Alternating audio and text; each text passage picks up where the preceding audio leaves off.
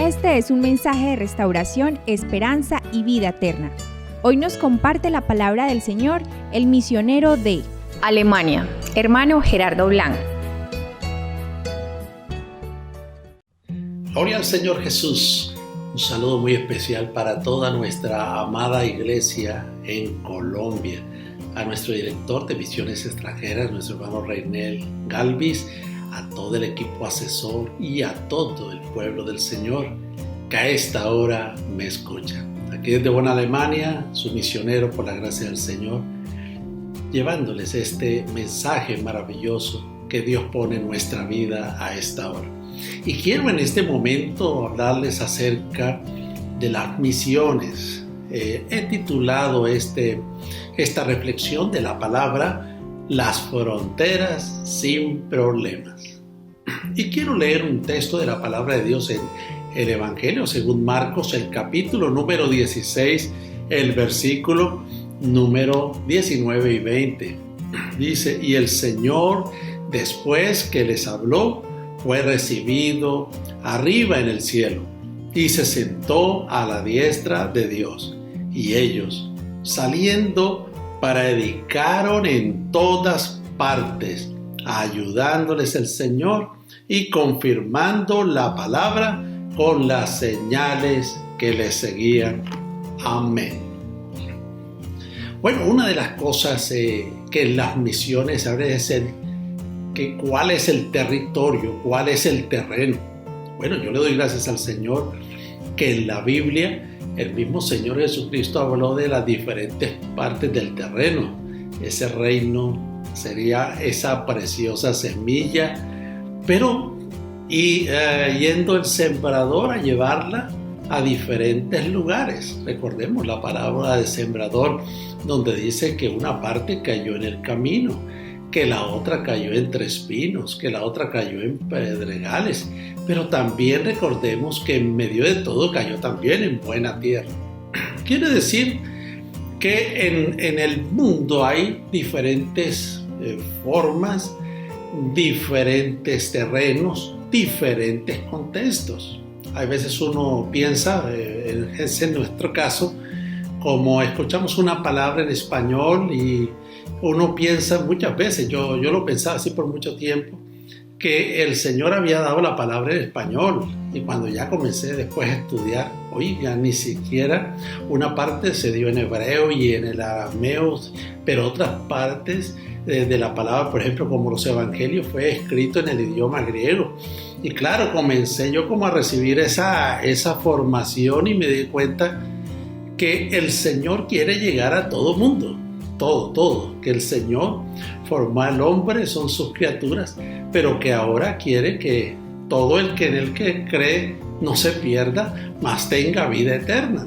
Y esas criaturas a quien Él quiere ir, a quien Él quiere llevar su palabra, su propósito, están en terrenos diferentes. En nuestro caso, en Colombia era el español con nuestras costumbres. Recuerde cuando llegó nuestro misionero, el hermano Larsen, él era un danés y llegó del Canadá, tenía idiomas pero no el español, y se adentró en Colombia y comenzó a aprender el idioma, porque el propósito no era que la gente le escuchara hablar en inglés o en francés o en cualquiera de los idiomas, sino que el colombiano, nuestra gente, nosotros, fuéramos beneficiados de un evangelio grande, poderoso, contundente, pero a través de un idioma que nosotros podamos entender.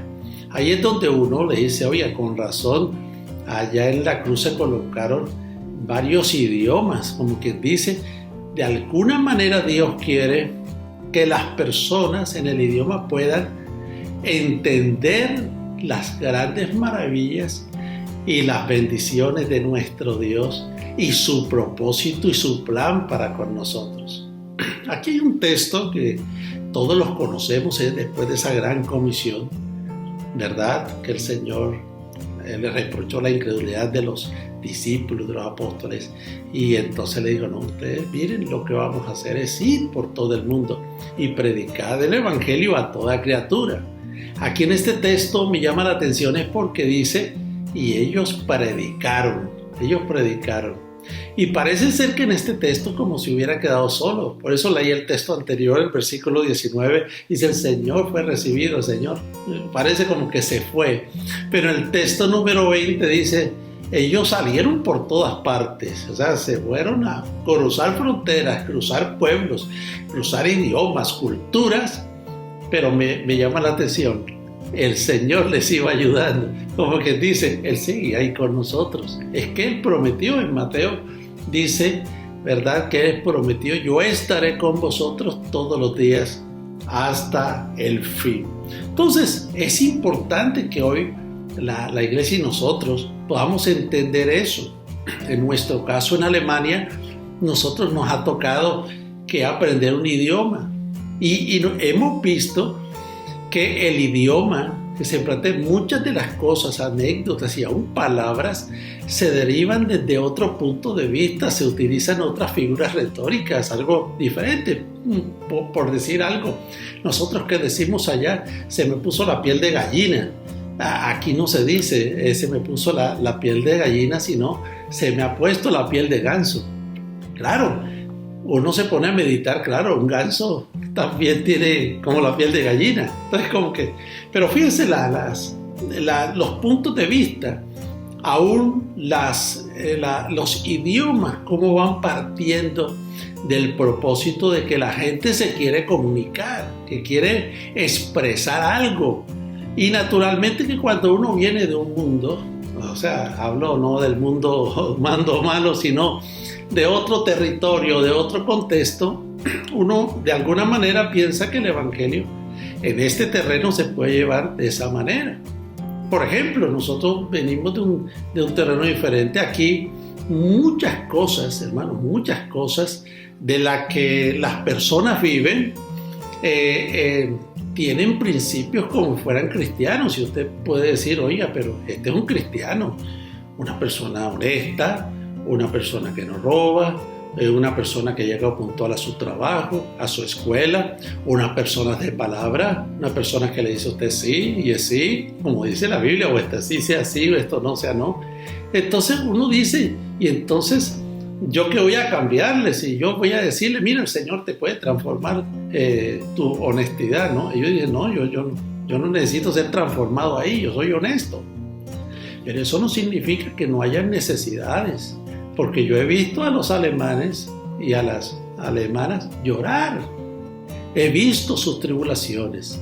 Y eso no va. Ahí es donde yo veo que las tristezas y las cosas no son de la plata. La plata es un medio y el confort es un medio.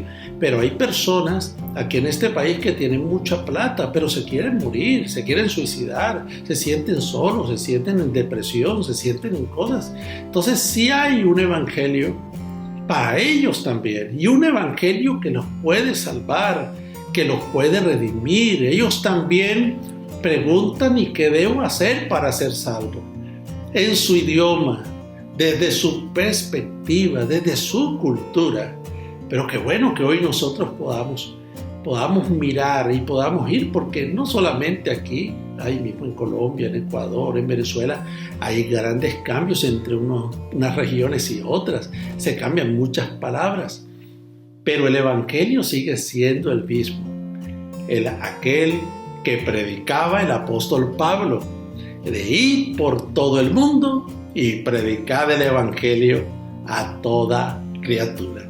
Por eso en este día, aleluya, yo quiero decirle a todos que el autor, ¿verdad?, y el que lleva a cabo su plan en las misiones es el Señor, y el Señor quiere llegar a toda criatura.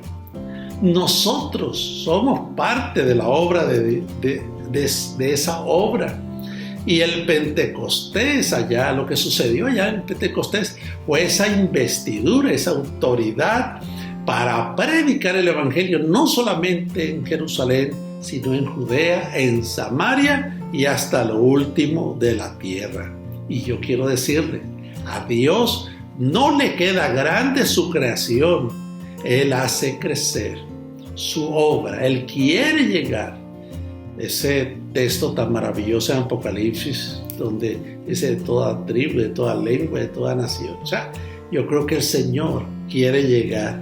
Y por eso hay cosas que son innegociables en el campo extranjero.